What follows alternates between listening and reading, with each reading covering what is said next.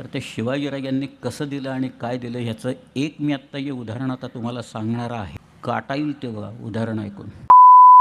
लोक हवालदिल झाले. आधीच 2-3 हजार लोक कन्वर्ट झालेले होते. बाकीचे लोक घाबरलेले होते. करायचं काय आता? पण त्यांच्या सुदैवाने शिवाजी महाराज त्याला बारदेसमध्ये आले. हे लोक शिवाजी महाराजांच्याकडे आले आणि त्यांनी सांगितलं गोव्यात अत्याचार चालू आहे. आता एक नवीन हुकूम काढला आहे की इस्टेटी टाकून निघून जा, वाचवायचे असतील तर त्यांचा धर्म स्वीकारा. शिवाजीराजे म्हणाले असं.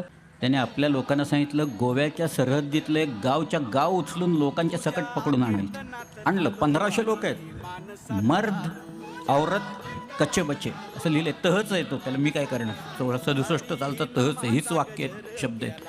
मर्द औरत कच्चे बच्चे. वेंगुर्ल्याचे डच म्हणतात त्याच्यात 800 बायकाच होत्या म्हणून. काही असतील कमी जास्त त्या सगळ्यात. पण ही सगळी मंडळी पकडून आणली. त्याच्यात 4 जेसवाईट पाद्री होते. तर कुणीतरी शिवाजी महाराज सांगितलं ते गोव्यात हुकूम काढला ना तो, त्याच्यात हे 4 पाद्री सामील होते त्याच्यात. शिवाजीराजे म्हणाले त्यांना पुढे घेऊन ये इकडे. आणलं त्यांना पुढे.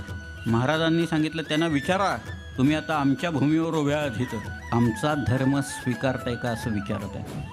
लोकांनी विचारलं. ते म्हणाले नाही, आम्ही नाही होणार, आम्ही कन्वर्ट होणार नाही. शिवाजीराजे म्हणाले नाही म्हणतायत ना, या 4 पाद्र्यांची मस्तकं मारा आणि त्या गोव्यात पाठवून त्या विजयईकडे. त्या 4घांची मस्तकं मारली आणि त्या विजयईला पाठवून दिल्याच्या नंतर तत्क्षणी त्यांनी तो हुकूम मागं घेतला ताबडतोब.